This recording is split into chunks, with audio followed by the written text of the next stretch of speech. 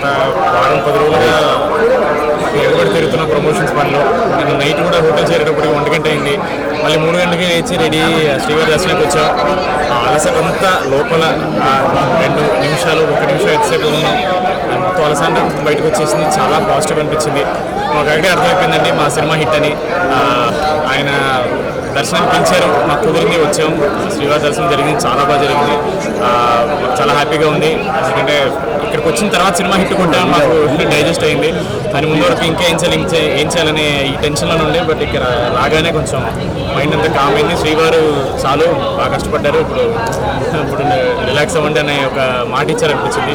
So very very happy. And నియర్గా చెప్పినట్టు మా సినిమా కూడా చాలా బాగా వెళ్తుందండి. కుటుంబాలన్నీ వస్తున్నారు, మళ్ళీ ఆడవాళ్ళు, పిల్లలు, ఫ్యామిలీస్ అందరూ కలిసి వచ్చి చూసి సినిమా మంచి సినిమా తీసామని మాకు ఇప్పుడు రిలీజ్ అయింది. So very very happy.